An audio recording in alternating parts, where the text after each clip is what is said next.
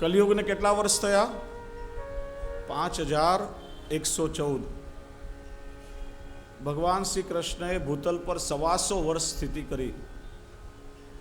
125 ને 114 કેટલા? 248. 39. ભગવાન શ્રી કૃષ્ણને આ વર્ષે જન્માષ્ટમી પર 5239 વર્ષ થયા. પંચાંગમાં આવે છે દરેક વખતનો ઉલ્લેખ. 125 વર્ષ ભગવાને સ્થિતિ કરી અને ત્યારે ભગવાન સ્વધામ પધાર્યા. તે દિવસથી કલિયુગનો પ્રારંભ થયો છે. કલિયુગને 5114 વર્ષ થયા.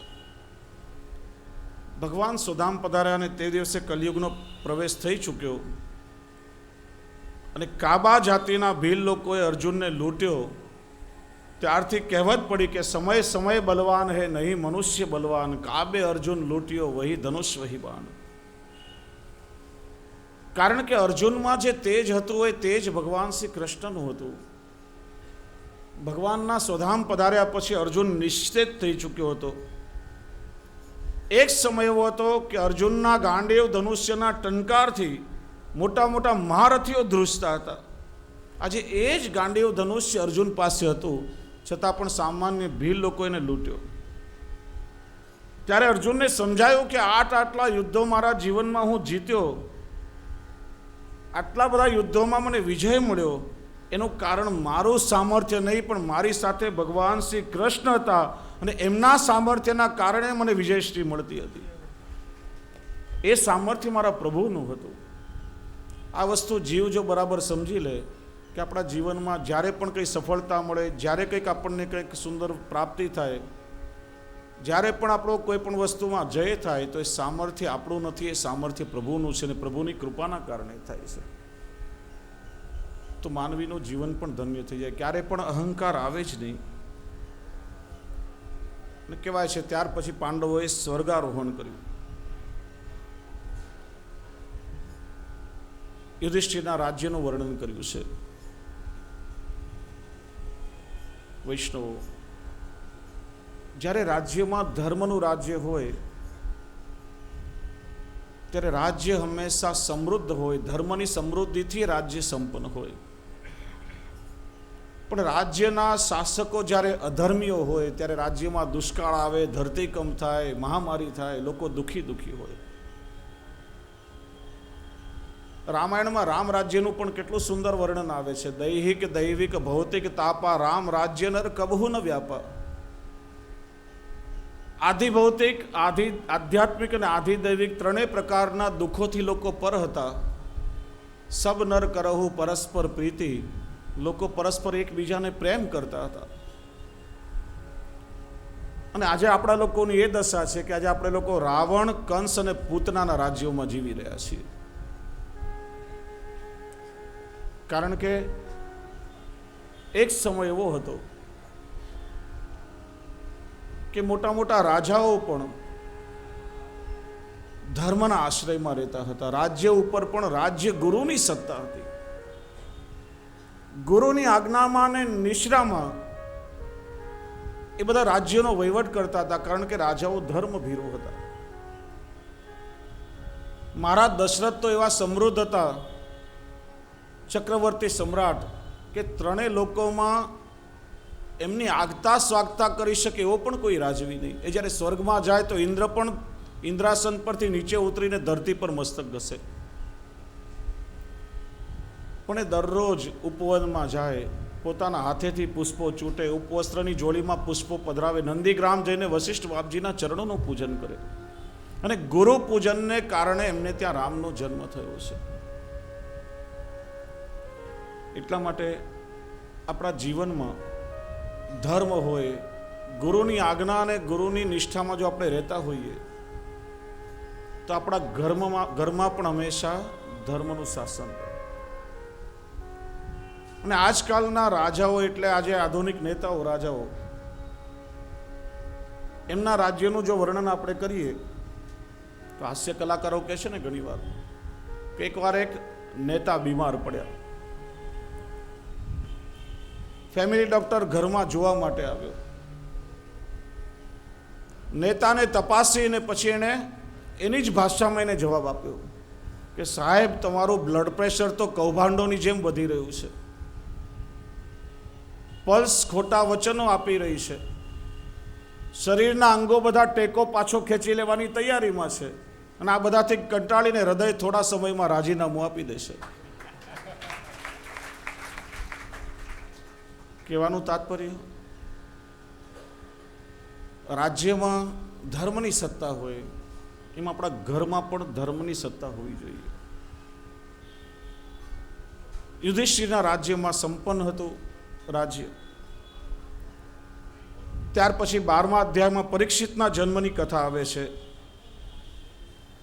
જન્મતાની સાથે જ પરીક્ષિત ચારે તરફ જોવા લાગ્યો કે જેણે મને ગર્ભમાં દર્શન આપ્યા તે ક્યાં છે. પુત્રના ગર્ભમાં ભગવાન શ્રી કૃષ્ણે પરીક્ષિતની રક્ષા કરીને ગર્ભમાં જ ભગવાનના દર્શન એને થઈ ગયા. જન્મતા ચારે તરફ જોવા લાગ્યો કે જેના મને ગર્ભમાં દર્શન થયા હતા એ ક્યાં છે. દરેક વસ્તુની પરીક્ષા કરવા લાગ્યો કે આમાં તો પ્રભુ નથી, અહીંયા તો પ્રભુ નથી, અને એટલા માટેનું નામ પરીક્ષિત થયું.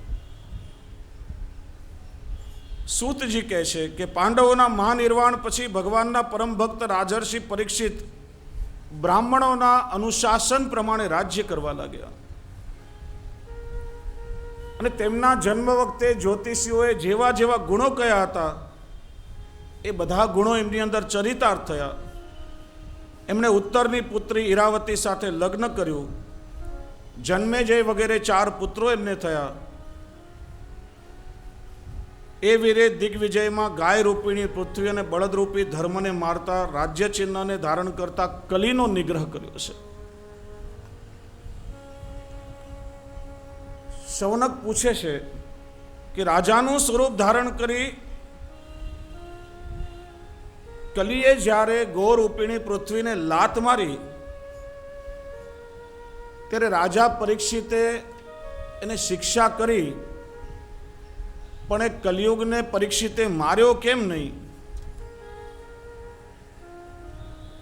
સૂતજી કહે છે કે પરીક્ષિતને સમજતા વાર ન લાગી કે આ બળદના રૂપમાં સ્વયં ધર્મ છે. સતયુગમાં ધર્મ 4 ચરણથી ઊભો છે. બળદને ધર્મનું પ્રતીક બનાવ્યું, અને બળદના 4 પગ એ 4 ધર્મના ચરણ છે. સતયુગમાં ધર્મ 4 ચરણથી ઊભો છે: સત્ય, તપ, દયા અને દાન. પછી આવ્યો ત્રેતાયુગ. ત્રેતાયુગમાં ધર્મના 3 ચરણ થયા, 1 ચરણ ઓછું થયું. તપ, દયા અને ધ્યાન. સતયુગ ગયો એટલે સત ચાલ્યું ગયું. દ્વાપર યુગમાં ધર્મ ખાલી 2 ચરણથી ઊભો છે: દયા અને દાન. અને કલિયુગમાં ખાલી 1 જ ચરણ રહ્યું છે, દાન. કેવલ દાનના પાયા પર ધર્મ ઊભો છે. અને ગાયના રૂપમાં સ્વયં પૃથ્વી છે. પરીક્ષિત રાજાએ ધર્મ અને પૃથ્વીની જ્યારે આવી દશા જોઈ, પરીક્ષિત સમજી ગયા કે ગાયને બળદને દુઃખ દેનાર શૂદ્ર જેવા દેખાતો રાજાના વેશમાં એ સ્વયં કલી છે. કલિયુગને જોઈને પરીક્ષિતને ક્રોધ આવ્યો, કલીને મારવા તૈયાર થયો. પણ કલી કે મહારાજ, આ તો મારો યુગ ધર્મ છે અને હવે મારો સમય આવી રહ્યો છે. પરીક્ષિત કે અમારું કુળ ધર્માચરણ વાળું છે, અમારા કુળનું ગૌરવ છે કે પ્રજા ક્યારે પણ દુઃખી ન હોય, માટે હું તારો પ્રભાવ ચાલવા નહીં દઉં. જ્યાં કલિયુગે રાજાની અંદર સૂક્ષ્મ અભિમાન જોયું, પરીક્ષિતમાં સૂક્ષ્મ અભિમાન આવ્યું, પોતાના કુળનું અને ગૌરવનું. ત્યારે કલિયુગે વિચાર કર્યો કે આ રાજામાં સૂક્ષ્મ અહંકાર તો છે, અને અભિમાન અને અધર્મના મિત્ર છે, અને અધર્મ એ કલિયુગનો મિત્ર થયો. કલી વિચારે છે કે જો રાજાને મદ આવ્યો તો પછી હવે મને એની અંદર પ્રવેશતા વાર નહીં લાગે. અભિમાન એ અધર્મનો મિત્ર છે, અને અધર્મ અને આ કલિયુગ બંને ભાઈબંધ મિત્ર. એટલે વિચારે છે કે મિત્રનો મિત્ર પણ મિત્ર જ થાય. રાજાને સૂક્ષ્મ અહંકાર આવ્યો છે, એટલે એની અંદર પ્રવેશતા મને વાર નહીં લાગે. કલિયુગ ઉદાસ થવાનો દોડ કરવા લાગ્યો, કહેવા લાગ્યો કે રાજા મને મારશો નહીં, તમારા શરણમાં છું. એને પોતાના બંને હાથથી રાજાના ચરણનો સ્પર્શ કર્યો અને જ્યાં રાજાનો સ્પર્શ થયો કલિયુગનો સૂક્ષ્મ પ્રવેશ પરીક્ષિતમાં થઈ ગયો. શ્રી મહાપ્રભુજી સિદ્ધાંત રહસ્યમાં સમજાવે છે, સહજા દેશ કાલોત્થા લોકવેદ નિરૂપિતા સંયોગજા સ્પર્શજાશ્ચ. સ્પર્શ જ વિજ્ઞાન છે. અંગ્રેજીમાં આપણે જેને ટચ થેરેપી એવું કહીએ છીએ. આપણા ધર્મશાસ્ત્રોમાં કે આપણી વૈદિક જીવન પ્રણાલીમાં બતાવેલા આપણા જીવનની સાધન પ્રણાલી કે આચરણ પ્રણાલી એ કેવલ વેવલી વાતો નથી, પણ વિજ્ઞાનની સાથે સુસંગત જોડાયેલી બધી વાતો છે. આપણો ધર્મ વિજ્ઞાનની સાથે જોડાયેલું છે. આધુનિક સમયમાં ઘણા લોકો કહેતા હોય કે ધર્મ એ જ વિજ્ઞાન છે. ધર્મ એ જ વિજ્ઞાન ક્યારે ના હોઈ શકે, કારણ કે વિજ્ઞાન હંમેશા પ્રગતિશીલ રહ્યું છે. વિજ્ઞાનના સિદ્ધાંતો બદલાયા છે, એકના બીજાએ તોડ્યા પણ છે. જ્યારે ધર્મ એ શાશ્વત અને સનાતન તત્વ છે, પણ વિજ્ઞાન એ ધર્મની સાથે જોડાયેલું એક અંગ છે. અને આપણી દરેક આચરણ ક્રિયાઓ એ વિજ્ઞાનની સાથે સુસંગત છે. એનું કારણ કે આપણો ધર્મ એ વૈદિક ધર્મ છે. હિન્દુ શબ્દ પાછળથી આવ્યો. આપણી સંસ્કૃતિ આર્ય સંસ્કૃતિ અને આપણો ધર્મ વૈદિક ધર્મ છે. અને વેદ એ જ આખા વિશ્વના વિજ્ઞાનનું મૂળ છે. આજે જે સંસ્કૃત ભાષાનો અભાવ થયો એના કારણે આપણા ધર્મના મૂળથી આપણે લોકો વંચિત રહ્યા છીએ. આપણે લોકો ધીરે ધીરે આપણા ધર્મના મૂળ અને આપણી જીવન પ્રણાલીથી છોડી રહ્યા છીએ. પહેલા દિવસે પણ મને કહ્યું હતું કે માસિક ધર્મનું પાલન, સૂતક, વર્ધી, એચવાડો, જૂઠવાડો, આચાર વિચાર બધું આજે આપણામાંથી ખલાસ થઈ રહ્યું છે. પણ આપણી જ જીવન પ્રણાલીમાંથી અમેરિકા અને યુરોપના વૈજ્ઞાનિકો આજે નવા નવા સંશોધનો કરી રહ્યા છે. એમને ખબર પડી છે કે આ વૈદિક પરંપરા વિશ્વની સૌથી પ્રાચીન પરંપરા છે. કારણ કે બીજા બધા ધર્મોનો ઇતિહાસ જુઓ તો 1500 થી 3500 વર્ષનો સમયગાળો તમને મળે. જ્યારે જો ને કૃષ્ણને કેટલા વર્ષ થયા? 5239. રામચંદ્રજીને 8,69,238 વર્ષ થયા આપણા પંચાંગ પ્રમાણે. અમેરિકાના વૈજ્ઞાનિકો જુદું કહે છે.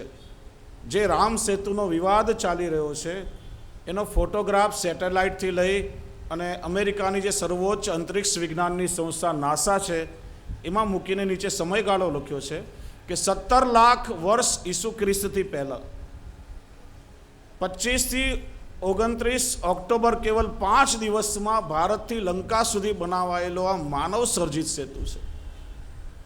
એ લોકો આજે કબૂલ કરતા થયા કે આજે સાયન્સ અને ટેકનોલોજીના જમાનામાં કોઈ સિમેન્ટ, કોન્ક્રીટ અને સ્ટીલથી આધુનિક પુલ બનાવીએ તો પણ 250-300 વર્ષમાં એનો જીર્ણોદ્ધાર કરાવવો પડે.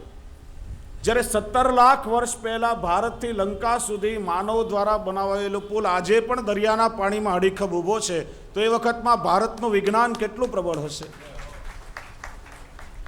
દરેક ક્રિયાઓ આપણી વિજ્ઞાન સાથે જોડાયેલી છે. અને આ ચર્ચા મેં પહેલાં પણ કરી હતી. પણ આપણી આચરણ પ્રણાલીને થોડી આપણે સમજીએ તો આપણને દરેક ક્રિયા કરવામાં આનંદ આવે. આજે આપણે લોકો સમજ્યા વિચાર્યા વગરનું આચરણ કરીએ છીએ.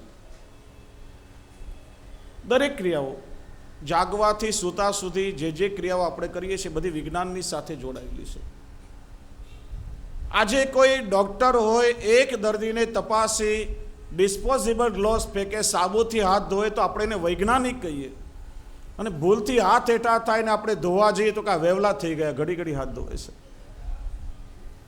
આપણા મૂળમાં વિજ્ઞાન છે. આજે લોકો ડિસ્પોઝેબલમાં ખાય છે. શા માટે? પાત્રો બરાબર મંજાય નહીં તો એકબીજાના રોગના વિષાણુઓ એકબીજામાં સંક્રમિત થાય. આ પરંપરા તો આપણે ત્યાં વર્ષો જૂની છે. આપણે પાતળ દૂનામાં અને માટીના પાત્રોમાં ખાઈએ એ શું છે? અને આપણી પરંપરામાં ઊંડાણ છે. એ ડિસ્પોઝેબલ તમે પાતળ દૂના ખાઈને ફેંકો તો એમાંથી ખાતર બને. માટીના પાત્રો ફેંકો તો જમીનમાં માટી બની જાય. જ્યારે આ થર્મોકોલ ને પ્લાસ્ટિકનું ડિસ્પોઝિબલ તો વાતાવરણને પણ પ્રદૂષિત કરે છે. 200 વર્ષ સુધી વાતાવરણમાંથી એનો નાશ થતો નથી. ભલે આજે આધુનિક લોકો આપણે વધારે વૈજ્ઞાનિક આપણને પોતાને સમજતા હોઈએ, પણ એ વિજ્ઞાન તો આપણા મૂળમાં રહેલું છે. સવારે આપણે જાગીને સ્નાન કરીએ અને માનીએ કે આપણું શરીર પવિત્ર થઈ ગયું. જાગતાની સાથે સ્નાન કરવાથી માની લઈએ કે શરીર પવિત્ર થયું. પવિત્રતાનો એક ભાગ છે. ખાલી સ્નાન કરવાથી આખું શરીર પવિત્ર થતું નથી. આપણે આગળ ચર્ચા કરી કે બ્રહ્માંડનું સર્જન 5 તત્વોમાંથી થયું. માણસનું શરીર પણ પૃથ્વી, જલ, તેજ, આકાશ, વાયુ 5 તત્વોમાંથી બનેલું છે. સવારે જાગીને જ્યારે આપણે સ્નાન કરીએ ત્યારે સૌથી પહેલાં શરીરના પૃથ્વી તત્વનું શુદ્ધિકરણ થાય છે. સ્નાન કર્યા પછી બીજી ક્રિયા આપણે ચરણામૃત લઈએ છીએ. ચરણામૃતથી શરીરનું જલ તત્વ શુદ્ધ થાય છે. વિચાર આવે કે ચરણામૃત જારીજીનું પ્રસાદી જલ કે ભગવાનનું ચરણોદક કહેવાય, પણ આપણે પેલો રજનો પેડો ચપટી ભરીને લઈએ તો આપણા પૂર્વજો એના પર પણ વિચાર કર્યો હશે. શીશીમાં આપણે જલ ભરી રાખીએ, 15-20 દિવસ થાય તો અમુક પ્રકારના બેક્ટેરિયા એમાં આવી જાય, અમુક ગંધ આવવા લાગે. એટલે આપણે ત્યાં પ્રાચીન પરંપરા રહી છે કે વ્રજની રજ જે ભગવાન શ્રી કૃષ્ણના ચરણોથી આચ્છાદિત છે, એ વ્રજની રજને નાથ દ્વારા લઈ જવામાં આવે. ત્યાં શ્રીનાથજીનું પ્રસાદી જારીજીનું જલ પધરાવી એમાંથી પેલા પેડા વાળવામાં આવે. મૂળ તો એમાં જારીજીનું જલ છે, અને પછી આપણે ચરણામૃત લઈએ તો એનાથી જલ તત્વની શુદ્ધિ થાય. ત્રીજી ક્રિયા, ચરણામૃત લીધા પછી પ્રભુના ચરણમાં સમર્પિત પ્રસાદી તુલસી દલ આપણે ગ્રહણ કરીએ છીએ. પ્રાચીન સમયમાં મેં જોયું વૈષ્ણવને ત્યાં પણ પરંપરા હતી કે ચરણારવિંદમાં સમર્પિત થયેલી તુલસી ભેગી કરીને છાયડામાં એને સૂકવીને પછી બારીક પાવડર જેવું બનાવી લે. આયુર્વેદનો નિયમ છે, કોઈ પણ ઔષધિને તડકામાં સુકાવો તો ઔષધીય ગુણ ચાલ્યો જાય, એને છાયામાં સૂકવવું પડે. અને પછી ચરણામૃત લીધા પછી એ તુલસી લેવામાં આવે. તુલસી આપણા અગ્નિ તત્વને પ્રદીપ્ત કરે છે, એનાથી અગ્નિ તત્વનું શુદ્ધિકરણ થાય છે. ચોથી ક્રિયા, ત્યાર પછી આપણે 2 ભ્રમરની વચ્ચે આજ્ઞા ચક્ર ઉપર પ્રસાદી કંકુથી તિલક કરીએ છીએ. આજ્ઞા ચક્ર એ વાયુનું ઘનીભૂત સ્થાન છે, એનાથી વાયુ તત્વની શુદ્ધિ થાય છે. તિલક કરવાના ઘણા કારણો છે, પહેલાં પણ 1-2 ચર્ચા કરી. પણ યોગ માર્ગનો પણ એક બહુ સુંદર ક્રમ છે કે કુંડલીની જાગૃત કરવા માટે, સમાધિ લાગે એના માટે શીત અને ઉષ્ણ ઉપચાર કરવામાં આવે છે. આપણે ત્યાં આયુર્વેદમાં પણ આ પદ્ધતિ છે. સાયટિકા જેવા સાંધાના દર્દો રોગ થાય, થોડો સમય આપણે ઠંડા પાણીની ધાર કરીએ, થોડો સમય ગરમ પાણીની ધાર કરીએ. ઠંડો અને ગરમ, શીત અને ઉષ્ણ ઉપચાર આપવાથી દર્દ દૂર થાય છે, આપણી ઇન્દ્રિયો સજાગ બને છે. આજે પેલા બ્યુટી પાર્લરમાં ઠંડો નેપકિન મૂકે, પછી ગરમ નેપકિન મૂકે, તમને તો અનુભવ હશે. આ પ્રાચીન પદ્ધતિ છે આપણે ત્યાં. ઘણા લોકો સવારના પોરમાં તડકો હોય સવારનો, ત્યારે શરીર છાયામાં રહે ને પગ તડકામાં રીતે બેસતા હોય છે. તો આ શીત અને ઉષ્ણ ઉપચાર તો આપણે સવારે જ્યારે જાગીને મોઢા પર ઠંડા પાણીની છાલકો મારીએ કે ઠંડા જલથી સ્નાન કરીએ, ત્યારે આજ્ઞા ચક્રને સૌથી પહેલાં શીત ઉપચાર મળે છે. ત્યાર પછી કેસરથી તિલક કરવામાં આવે. કેસર ઉષ્ણ પદાર્થ છે, પણ કેસર જેવો મોંઘો પદાર્થ બધાને પોસાય નહીં, એટલે એનો પર્યાય શોધાયો કે હળદરમાં પણ કેસરની જેમ ઉષ્ણતાનો ગુણ છે. એટલે હળદરમાંથી બનાવેલું જે શુદ્ધ કંકુ છે એનો ઉપયોગ કરવો. કંકુથી તિલક કરીએ તો આજ્ઞા ચક્રને ઉષ્ણ ઉપચાર મળે. પછી આપણે ચંદન કે ગોપી ચંદન કપાળ પર લગાડીએ, એનાથી શીત ઉપચાર મળે. વચ્ચે કસ્તુરીથી બિંદી કરીએ, પાછો ઉષ્ણ ઉપચાર મળે. એમ શીત અને ઉષ્ણ ઉપચાર આપવાથી કુંડલીની જાગૃત થાય અને ઠાકોરજીની સેવા કે સ્મરણ કરવા બેસીએ ત્યારે સમાધિ લાગે. જેમ મહાપ્રભુજી આજ્ઞા કરે છે, ચેતસ તત્ પ્રવણમ સેવા. સેવા એટલે પ્રભુના સ્વરૂપમાં ચિત્તનું તન્મય બની જવું. તો એ રીતે તિલક કરવાના ઘણા કારણો છે, પણ મૂળ વાત પર આવું કે વાયુ તત્વની શુદ્ધિ થાય છે. અને ત્યાર પછી ઠાકોરજીના નામનું સ્મરણ કે માળા લઈને આપણે જાપ કરવા બેસીએ છીએ. તો અત્યારે જે હું બોલું છું, ચારે તરફ ધ્વનિના તરંગો પ્રવાહિત થાય છે. એમ પ્રભુના નામનું સ્મરણ કરવાથી જે શરીરનો ખાલી ભાગ આકાશ તત્વ છે એનું શુદ્ધિકરણ થાય છે. તો 5 ક્રિયાઓ જ્યારે કરીએ ત્યારે પંચ મહાભૂતની શુદ્ધિ થાય છે. કોઈ પણ ક્રિયા તમે અધૂરી રાખો, શરીરનું એ તત્વ શુદ્ધ રહેશે. તો આપણી આખી દરેક ક્રિયા વિજ્ઞાન સાથે જોડાયેલી છે. અહીંયા સ્પર્શ વિજ્ઞાનની વાત કરતા હતા. વિજ્ઞાન કહે છે માથાના જે આપણા વાળ છે વાતાવરણમાંથી ઉર્જા ગ્રહણ કરે છે, અને આપણા હાથના અને પગના આંગળાના ટેરવામાંથી પોઝિટિવ અને નેગેટિવ પ્રમાણે એ ઉર્જા વહન થતી હોય છે, જેને આપણે ઇલેક્ટ્રોન કહીએ છીએ. કોઈ પણ વ્યક્તિ, આપણે ત્યાં તો જો કોઈ ઠાકોરજીની સેવા કરે, જારી ભરે, આરતી કરે, ત્યારે આપણે એકબીજાને હાથ લગાડીએ છીએ. શા માટે?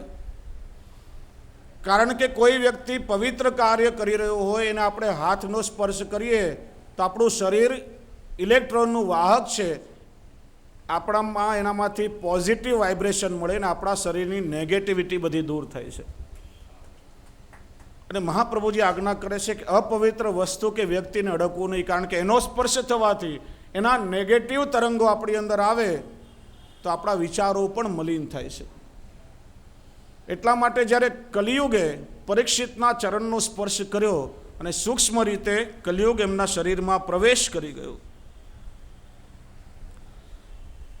જ્યાં કલીનો સ્પર્શ રાજાને થયો ત્યાં સૂક્ષ્મ આંદોલનો રાજાની અંદર પ્રવેશ્યા છે.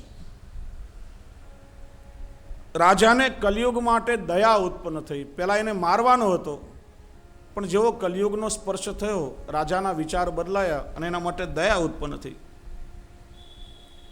રાજા કહે છે કે હું તને મારીશ નહીં, પણ તને અહીંયા રહેવા નહીં દઉં.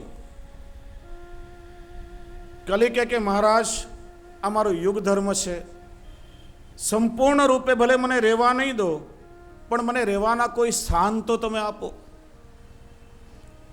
પરીક્ષિત કહે કે ઠીક છે, હું તને રહેવાના 4 સ્થાન આપું છું.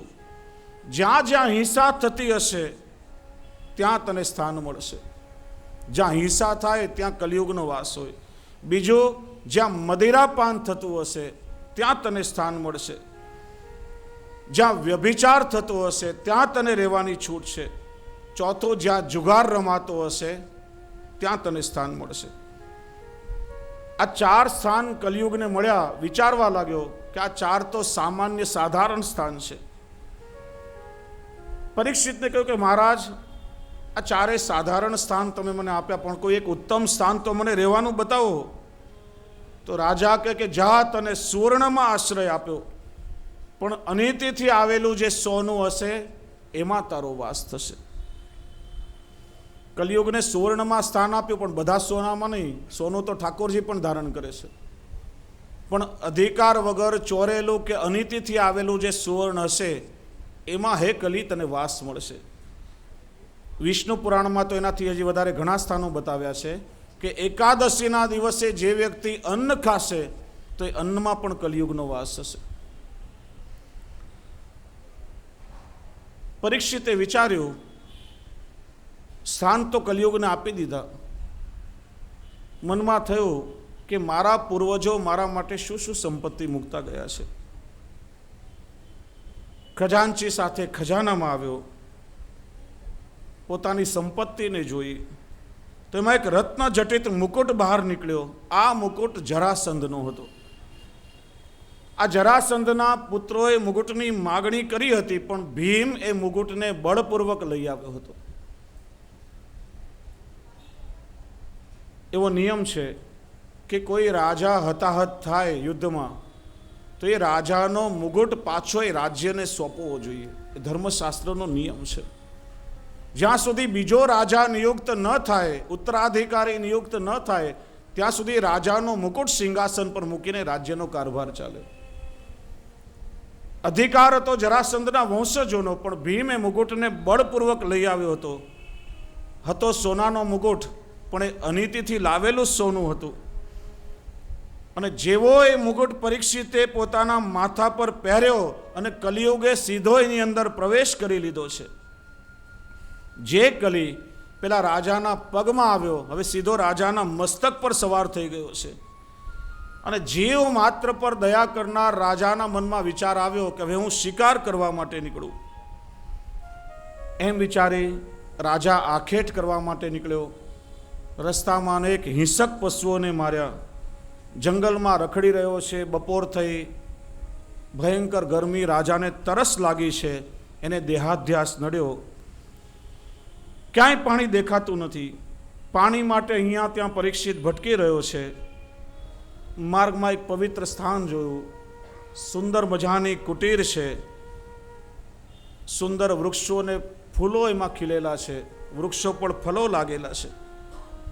આ શમીક ઋષિનો આશ્રમ હતો. રાજાએ વિચાર્યું આ સ્થાનમાં ચોક્કસ મને પાણી મળશે, એમ વિચારી અને રાજાએ મુનિના આશ્રમમાં પ્રવેશ કર્યો છે. શ્રી આચાર્ય ચરણ સુબોધનીજીમાં સમજાવે છે કે રાજાએ પહેલો અપરાધ તો એ કર્યો છે કે ઋષિની આજ્ઞા વગર ઋષિના આશ્રમમાં પ્રવેશ કર્યો છે. કોઈના સ્થાનમાં આપણે જવું હોય તો સૌથી પહેલાં એની સંમતિ લેવી જોઈએ, એમની આજ્ઞા લેવી જોઈએ.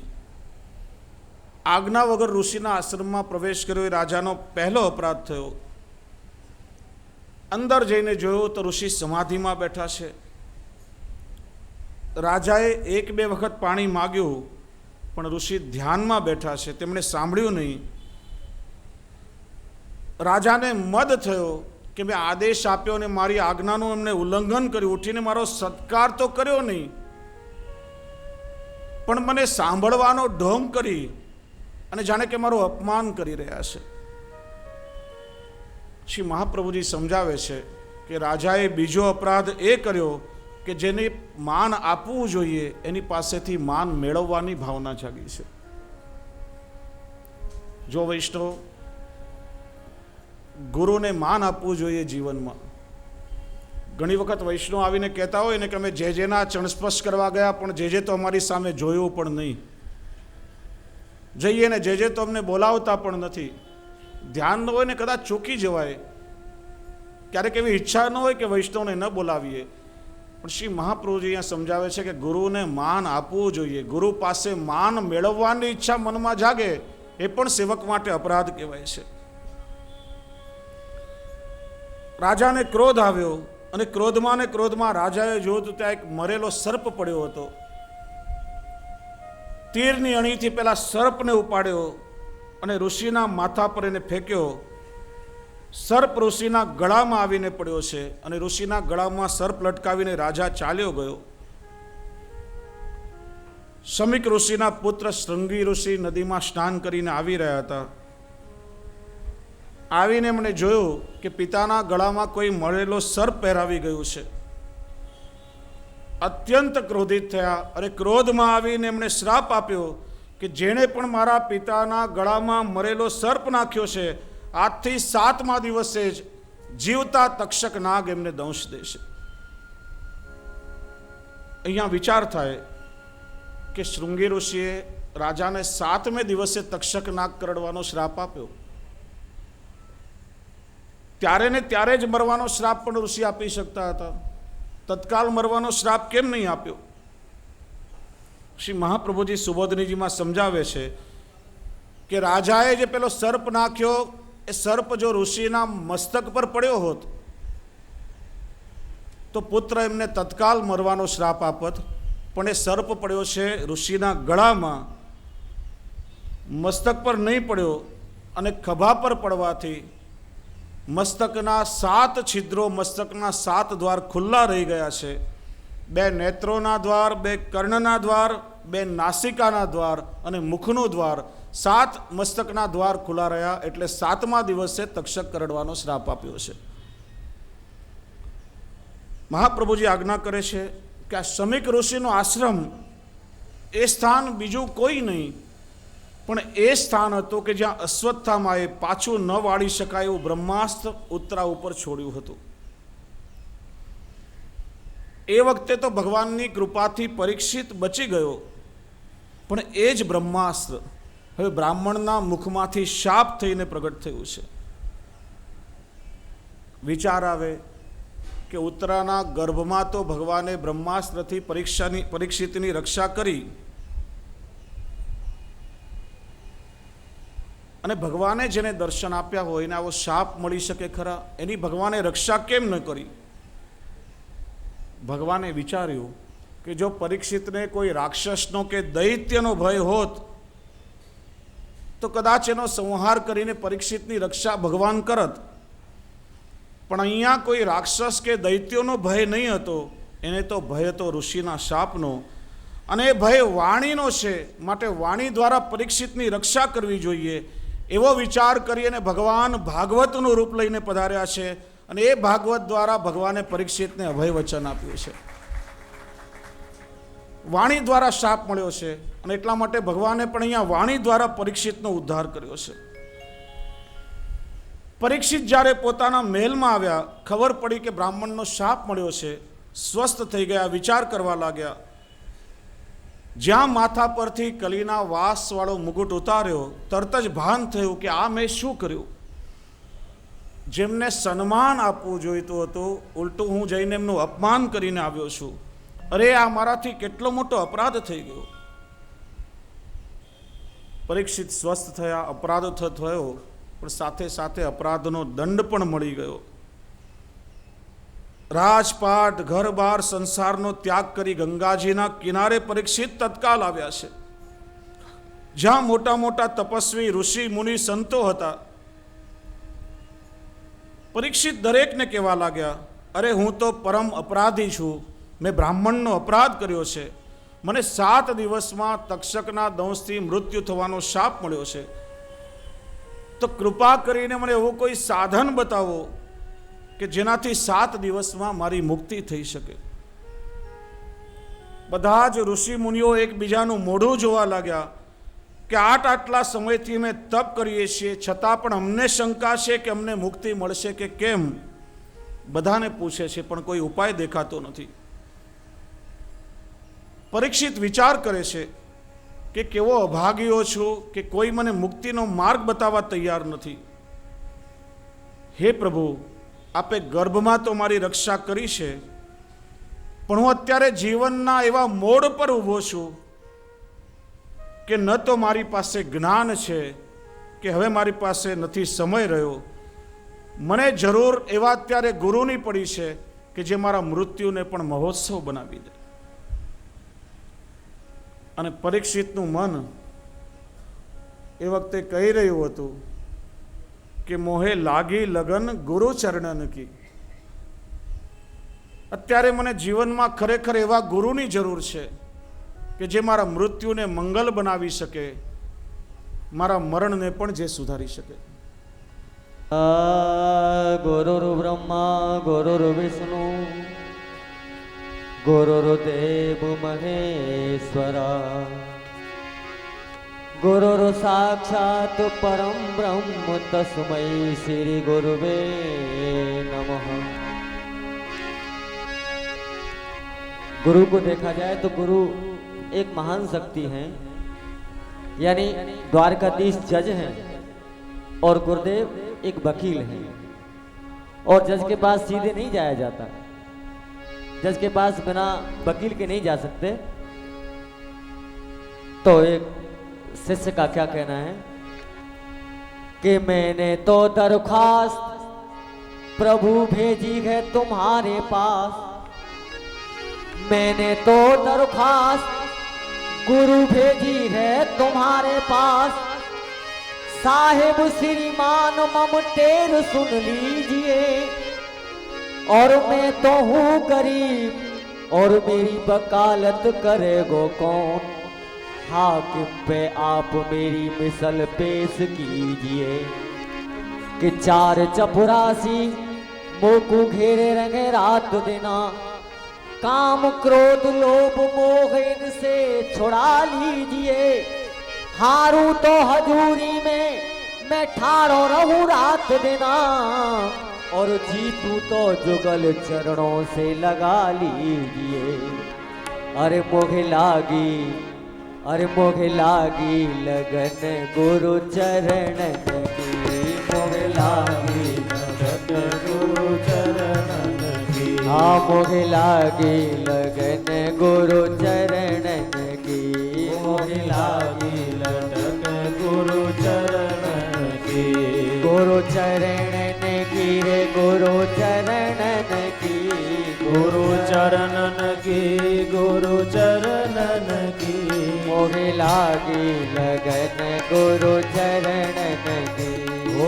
लागी लटक गुरु चरणन की।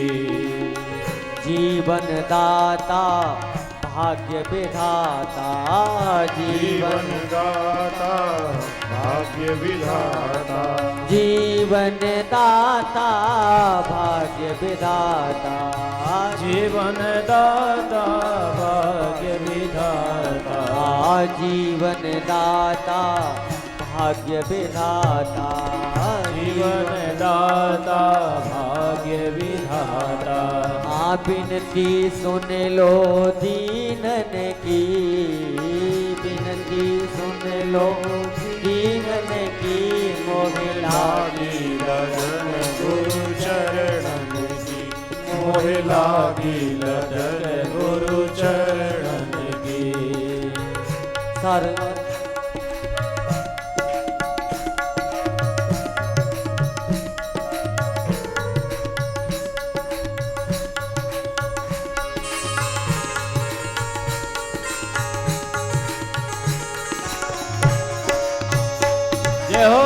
सब कुछ ले लो, सब कुछ ले लो, शरण में ले लो, सर्वस ले लो, शरण में ले लो, सर्वस। हाँ सर्वस ले लो, शरण में रख लो, सर्वस शरण में रख लो। हाँ सर्वस ले लो, शरण में रख लो, सर्वस ले लो शरण में रख लो।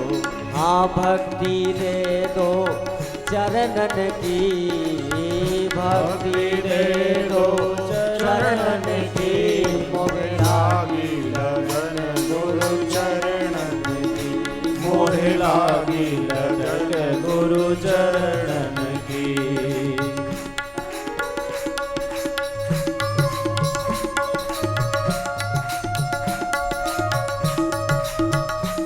બધા વૈષ્ણવ ભાવથી ગાઓ સાથે।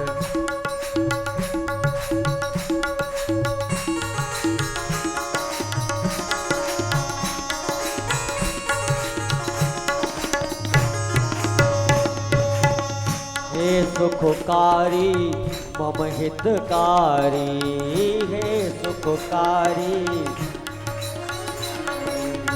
हे सुखकारी मम हितकारी, हे सुखकारी, हाँ हे सुखकारी मम हितकारी, हे सुखकारी। हाँ बल ले लो गुरु बल ले लो, मेरे जीवन की बल ले लो, मेरे जीवन की, मोह लागी लगन गुरु चरणन की, मोह लागी लटक गुरु चरणन की, मोह लागी लगन गुरु चरणन की, मोह लागी लटक गुरु चरणन की, गुरु चरणन की, गुरु चरणन की, गुरु चरणन की, गुरु चरणन की, मोह लागी लगन गुरु चरणन की, मोह लागी लटक गुरु चरणन की।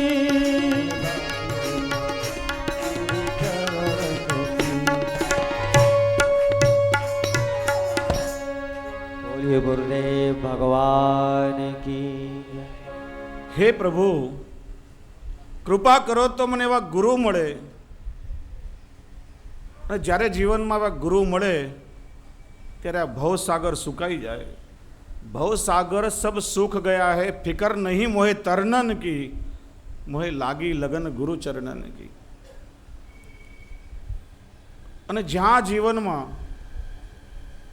ગુરુને શોધવાનો તાપ જાગે, તાલાવેલી લાગે, ત્યારે ગુરુને શોધવા માટે જવા ન પડે, ગુરુ સામેથી શિષ્યને શોધતા શોધતા આવે। જ્યાં પરીક્ષિતને તાલાવેલી લાગી ત્યાં જ ભગવાન સુખદેવજી પ્રગટ થયા।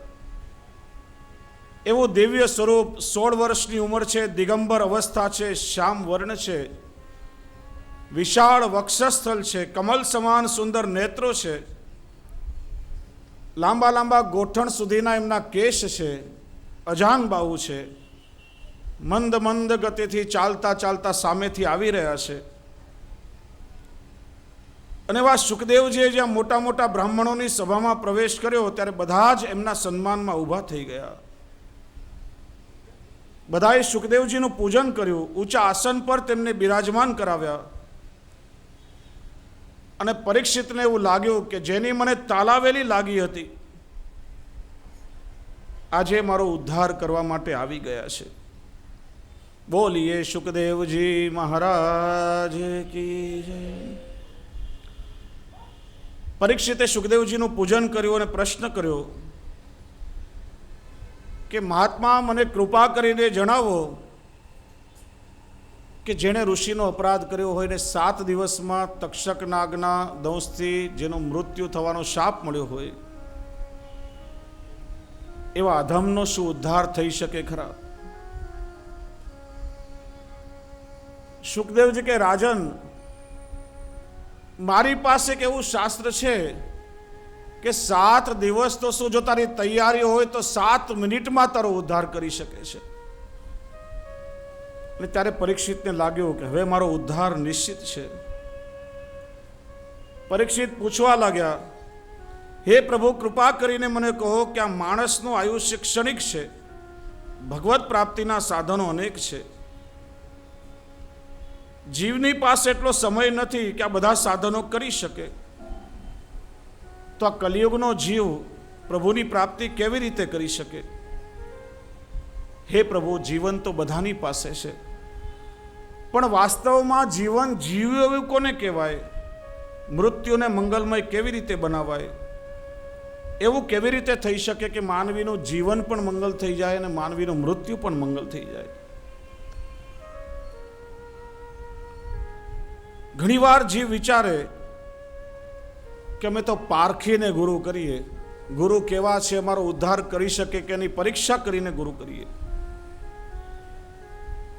પણ પેલા એ વાતનો વિચાર કરો કે પારખવાની યોગ્યતા આપણામાં છે ખરી? આપણે શું એટલા ઉત્તમ બની ગયા કે આપણે ગુરુની પરીક્ષા કરવા માટે નીકળીએ? આપણે ક્યારે પણ પારખીને ગુરુ ન કરાય. ગુરુ પરીક્ષા કરીને હંમેશા શિષ્ય બનાવે છે કે આપણામાં કેટલી યોગ્યતા છે, કેટલું જ્ઞાન છે, કેટલું આપણે પચાવી શકીએ છીએ. અને વૈષ્ણવો, આપણી પાસે આજે જેટલા પણ માપદંડો છે, કદાચ કોઈ ગુરુની પરીક્ષા કરવા માટે વિચાર કરતો હોય તો જેટલા પણ માપદંડ છે ને બધા લૌકિક માપદંડો છે. જ્યારે અધ્યાત્મ માર્ગમાં આપણા લૌકિક માપદંડો બિલકુલ ચાલતા નથી. અને જ્યારે પરીક્ષિત જેવો શિષ્ય મળ્યો કે જે પોતાનું સર્વસ્વ અર્પણ કરવા માટે તૈયાર છે અને જેને ગુરુ પર નિષ્ઠા છે, અને ગુરુ પણ સામે એવા મળ્યા છે કે જેને શિષ્ય પાસેથી કંઈ નથી જોતું, જેને ફક્ત શિષ્યનો ઉદ્ધાર જોઈએ છે. શિષ્યને એટલી જિજ્ઞાસા છે કે ગુરુની અંદરથી કંઈક કઢાવી શકે અને ગુરુને પણ આપવાનું મન થાય કે આજે તો મને એવું પાત્ર મળ્યું છે કે હવે તો મન મૂકીને વરસો. સુખદેવજીએ પરીક્ષિતના પ્રશ્નો સાંભળ્યા અને આ પરીક્ષિતના પ્રશ્નો સાંભળતા સુખદેવજી મંગલાચરણ કરવાનું પણ ચૂકી ગયા છે અને સીધો સુખદેવજીએ ઉપદેશ પ્રારંભ કર્યો છે. દ્વિતીય સ્કંદની અંદર સુખદેવજીએ મંગલાચરણ કરવાનો સમય પણ લીધો નથી, કારણ કે આવો સમર્પિત વૃત્તિવાળો શિષ્ય મળ્યો છે અને જેનું આચરણ જ મંગલ છે. એના માટે મંગલાચરણ શું કરવું? આજે તો એના પર વરસી પડો. અને એની સાથે જ પ્રથમ સ્કંદનો અહીંયા વિરામ થાય છે. દ્વિતીય સ્કંદનો આપણે પ્રારંભ કરીએ. દ્વિતીય સ્કંદ એટલે ભગવાનનું વામ ચરણ કમલ. એમાં 10 અધ્યાયો છે. પ્રભુની સાધન લીલા છે. 3 પ્રકરણો છે: તત્વ ધ્યાન, હૃદ પ્રસાદ અને ત્રીજું મનન પ્રકરણ. સુખદેવજીએ પ્રારંભ કર્યો, વર્યાનેશતે પ્રશ્ન કૃતો લોકહિતો નૃપ. આત્મવિદ સંમત પુંસામ શ્રોતવ્યાદેશો યહ પરઃ. સુખદેવજી કહે છે કે હે રાજન, તમારો પ્રશ્ન લોકોનું હિત કરનાર, જ્ઞાની પુરુષોએ માન્ય કરેલો, શ્રવણ કરવા યોગ્ય અને વિષયોમાં ઉત્તમ હોવાથી સુંદર છે. શ્લોકનો પ્રારંભ વકારથી કર્યો છે. વર્યાનેશ તે પ્રશ્ન,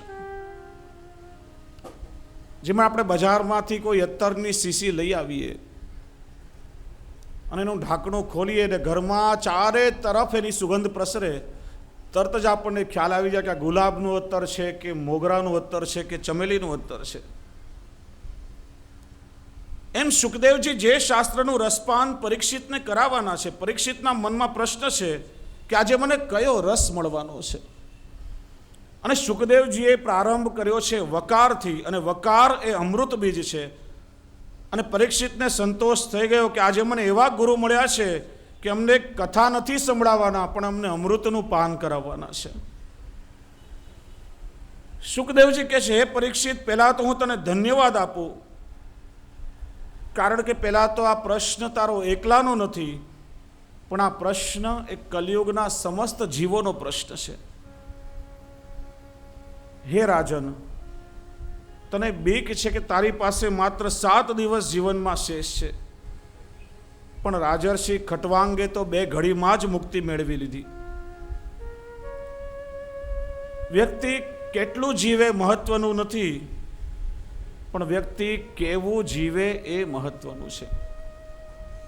ઘણા લોકો 80-80, 90-90 વર્ષ જીવતા હોય, પણ છેલ્લા સમય સુધી ખબર ન પડે કે શેના માટે આવ્યા અને શું કરીને જઈ રહ્યા છે.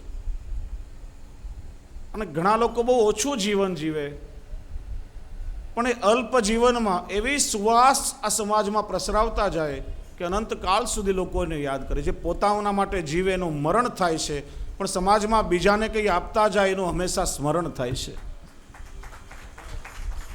સુખદેવજી કહે છે કે હે રાજન, આવનારો સમય તારા હાથમાં નથી, જે સમય વહી ગયો એ પણ તારા હાથમાં નથી. તારા હાથમાં ફક્ત વર્તમાન છે, અને વર્તમાન એ ભગવાને આપેલી બક્ષિસ છે, એટલા માટે તો આપણે એને પ્રેઝન્ટ કહીએ છીએ.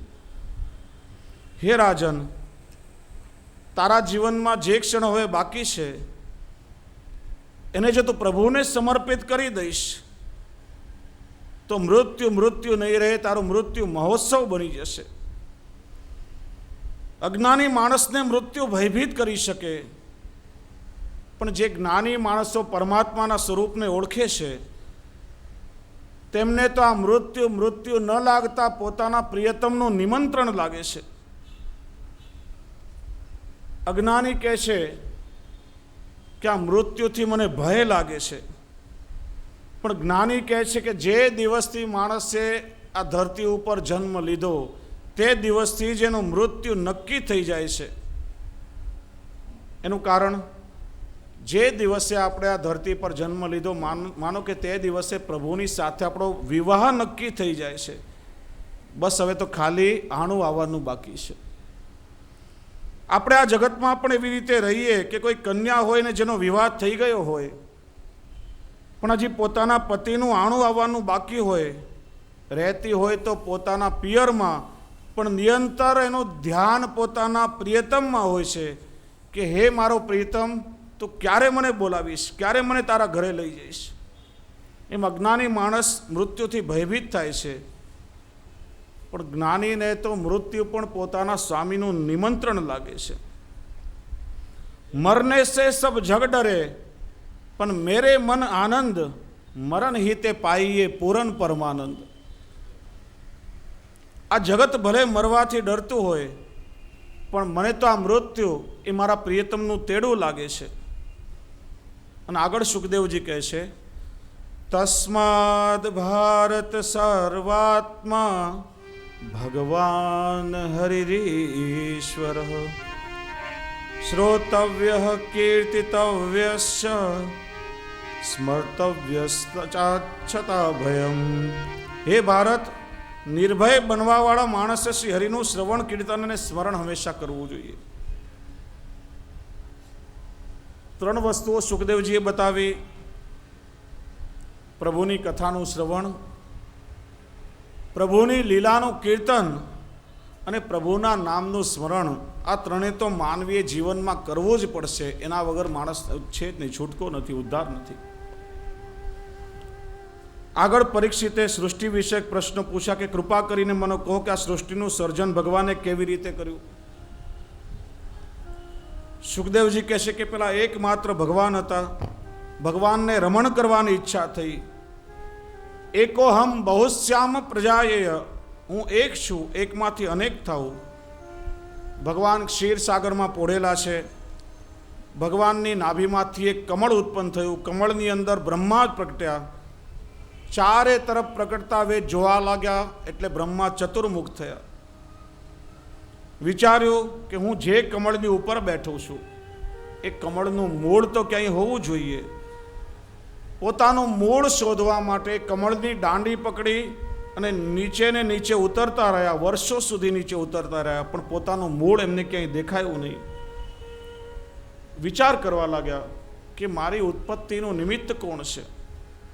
ત્યાં જળમાંથી અવાજ આવ્યો, તપ તપ તપ. સમજતા વાર નહીં લાગી કે જે મારા અસ્તિત્વનું કારણ છે એ જ મને આજ્ઞા કરે છે કે તપ કરો.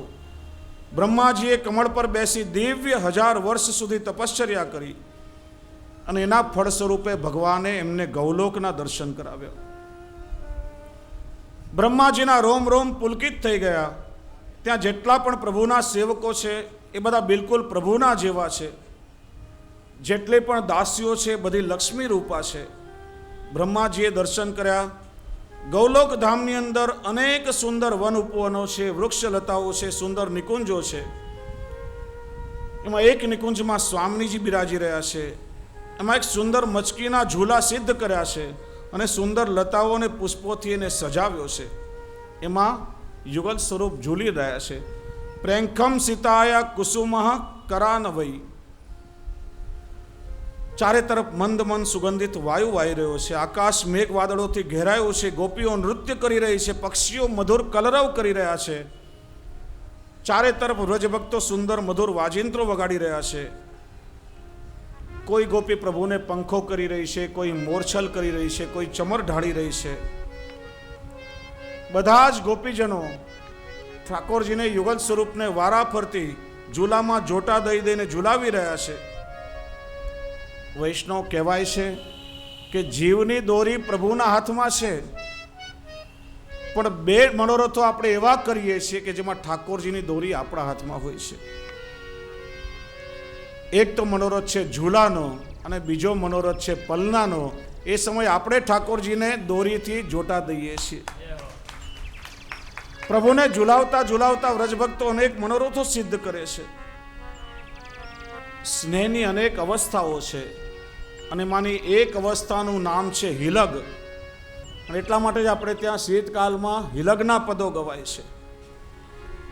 સુબોધનીજીમાં શ્રી આચાર્ય ચરણ આજ્ઞા કરે છે, હિ એટલે આપણું હૃદય અને હિએ લગી સો હિલગ. જે આપણા હૃદયમાં લાગી જાય એનું નામ છે હિલગ. હૃદયની એવી ચોટ આપણને લાગે કે ન તો કહેવાય કે ન તો સહેવાય.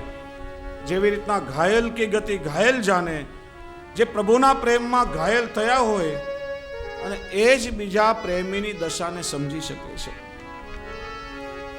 પ્રભુના પ્રેમના તીર હૃદયમાં લાગી જાય એનું નામ હિલગ. અને પ્રભુ આપણને મળી જાય અને આપણું મન ડોલવા લાગે એનું નામ છે હિંડોળા. પ્રભુએ દર્શન આપ્યા. બ્રહ્માજી સંતુષ્ટ થયા. માગવાનું કહ્યું. બ્રહ્માએ 4 વસ્તુઓ માગી: પરાવ જ્ઞાન, ક્રીડા જ્ઞાન, શિક્ષા અને ગરવા ભાવ.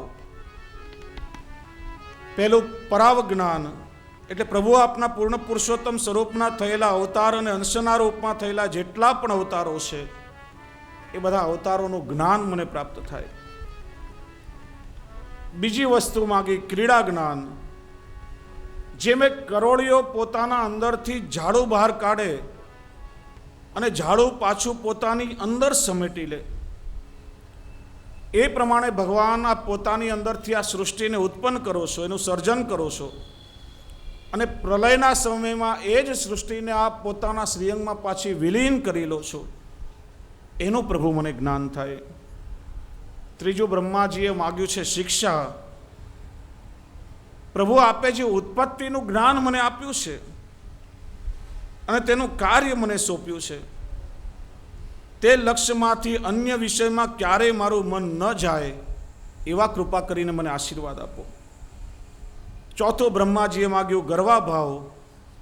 પ્રભુ એક માણસ નાનકડું મકાન તો બનાવે પણ એને મદ થઈ જાય કે આ મેં બનાવ્યું છે, અને પ્રભુ આપ્યા સૃષ્ટિની ઉત્પત્તિનું આટલું મોટું કાર્ય મને સોંપ્યું છે, એ કાર્યનો મને ક્યારે પણ ગર્વ ન થાય એવા આશીર્વાદ આપો.